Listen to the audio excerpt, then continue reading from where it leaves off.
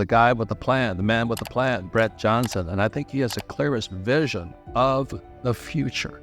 So I want you to pay attention. I don't care where you live in the world, because I think Brett has as clear a vision of the future as possible.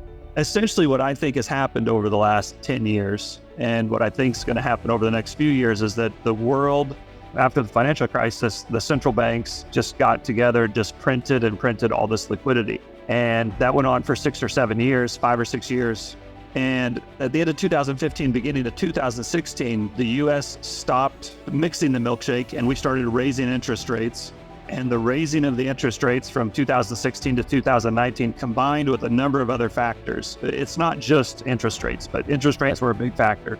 And the fact that our interest rates, while they've come down a lot, are still higher than, Japan and Europe, who have negative rates.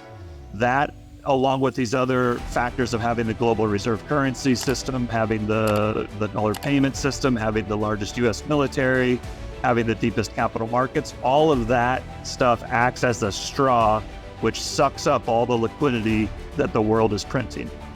At the end of the day, whether you like the dollar or whether you hate the dollar, whether you think it's a good currency or a horrible currency, the fact of the matter is it is the currency which the world runs on. Right.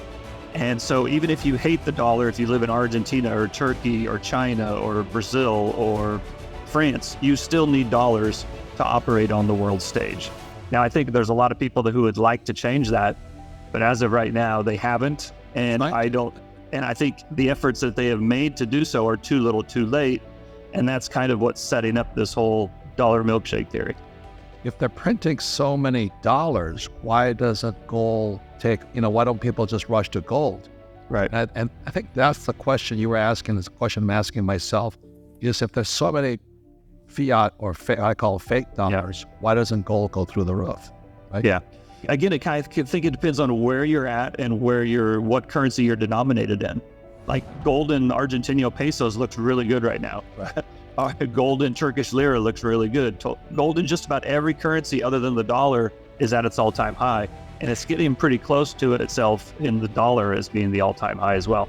Still a couple $100 away. But, in many ways, people think of the gold and the dollar as enemies or the antithesis of each other. I do think that we'll get into a period where they rise together, but I think ultimately gold will win the battle. The reason is because I think gold is the market's money. If we just had free markets and there was no government influence and central banks and, legal tender laws, then I think the market would choose gold as money. But we don't live in a free market.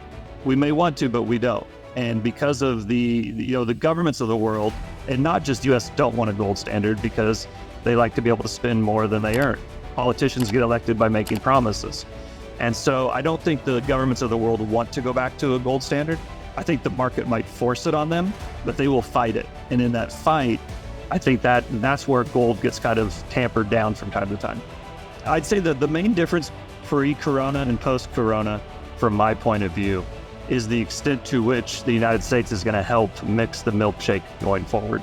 Before, I thought that we might mix it a little bit and the rest of the world would continue to mix it a lot and we would suck it in. Well, now I think they're mixing it with them.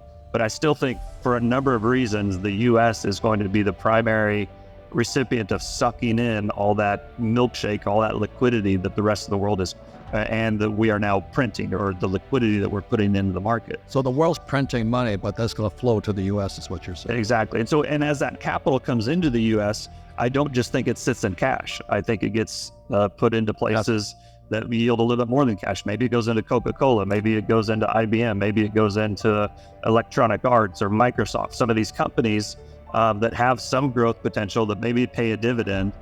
And think about it, it really depends on where you're sitting on how this works out. If you're sitting in Argentina and you have some excess savings and you can put it in the dollar and the Argentinian peso goes down 10%, you've just made 10%. But if you also put it in Coca-Cola and Coca-Cola pays you a 3 or 4% dividend, now you've made 13%. And if Coca-Cola happens to go up 6%, now you've made 20%. So now you don't get that same thing if you're in the United States because the dollar is your currency. But my point is that whether you like it or not, the biggest demand for currency out there is the demand for the dollar. And despite the fact that they're printing a lot of it, the demand for it dwarfs the supply. And the reason for that is much of the world's debt is also denominated in dollars. So they have to pay back the debt in dollars. Absolutely. Everybody knows that the U.S. is 24, 23, 25 trillion dollars in the debt. But what a lot of people don't know is that the rest of the world has an equivalent amount of debt. But if you actually drill down into corporates and some other, the shadow banking system, it's probably 25 or 30 trillion dollars outside the United States that people that don't operate in the dollar owe in dollars. And again, when the demand for the dollar comes for paying the interest on those dollar loans and paying those dollar loans back. So the demand for dollars is kind of through the roof. Yeah. So a quick question. So your thing is the dollar's going to get stronger. It's going to lift the U.S. economy and all our tangible assets here. But what is the demise?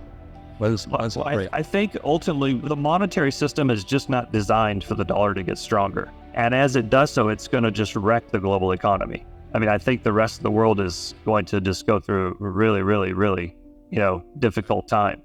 And ultimately, that's not good for the U.S. either. So as the dollar continues to get stronger, despite the Fed's efforts to, bring it lower, I think eventually the world will have to come together in another Bretton Woods type conference or another Plaza Accord type conference.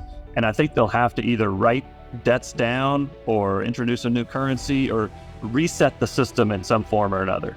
And I think when that happens, that will be the point at which the dollar will start to lose value. That would be the point at which people no longer are rushing into the dollar and rushing into the United States. Maybe that's the time to go buy things in Canada or buy things in Australia or buy things in Argentina or buy things in Turkey, right? Because their assets will be very discounted. And I think as capital then leaves the U.S. to go invest in those other places, that will cause the dollar to go down. The capital is running out of the dollars. Exactly. You were talking about cash flow. Nothing is more important than cash flow. Right. If cash is flowing in, you're in good shape. And if cash is flowing out, that's a bad thing. And so, as capital rushes into the U.S., I think that'll be good for the U.S. Eventually, when it runs out of the U.S., I think that will be bad for the U.S. I just don't think we're there yet. The whole COVID virus has caused global trade, global travel, global movement to stop. And that means the same for the velocity of money. So there's never enough money in the system to pay all the debt. So money has to circulate at a certain level of speed in order to service all the debts that are out there. When money velocity falls, money doesn't circulate, people miss their payments, defaults happen, and you get a contraction. That's a credit contraction. And so what the central banks do is they pump liquidity in to try to counteract that lack of velocity. And so what I think what this COVID and the lack of the flow of money is making the global economy come in under even more pressure than it was before. It makes it even harder to get those dollars to service that dollar debt. And so I think it's kind of accelerating the downside of the milkshake. But here's the flip side, is they're going to print all these dollars and all this currency, right? And so when the COVID does leave and money is start to flow again, now you've got a lot more money out there and now it's flowing. So that's a recipe for inflation. But first you get the deflation, you print all the money, and then when the money starts to move, you get high levels of inflation because there's so much liquidity now. What's your forecast for European zone with the euro? Yeah. You have the English, you have the Japanese. What do you see in each country? So I think the euro is probably going to go away, or it's not going to continue to exist in its current form. I think on a price basis, it goes to at least 80. So it probably goes down 25 or 30% from here. I think the yen might be, I think the yen's going to go to at least 150, maybe to 2. It's going back to where it came from. Yeah, exactly. I mean, essentially, I think the dollar's going to go back to its all-time high, and I think the rest of the world's currencies, even the big ones, are going to get cut in half. So if you're living in Japan, that means life will get more expensive. Absolutely. And the same as euro. Absolutely. And so that's what I say about gold. If you're not a US dollar investor, you could probably back up the truck on gold right now. I think gold may still have a tough time in US dollar terms. When everybody needs dollars, you sell whatever you can to get dollars. Outside of Japan, nobody needs yen. Outside of Europe, nobody needs euros. Outside of Argentina, nobody needs Argentinian pesos. But the whole world needs dollars. And how does Bitcoin play into all this? Bitcoin's an interesting one. I own Bitcoin. I think if you have the ability and you have some space in your portfolio for speculation, you should own some Bitcoin. I don't think it replaces gold. I think it's in addition to gold. it's a very asymmetric play. I think it probably either goes to $1,000, which is be down, or it goes to 100,000 or $1 million. And that, so it's either all or nothing kind of a thing.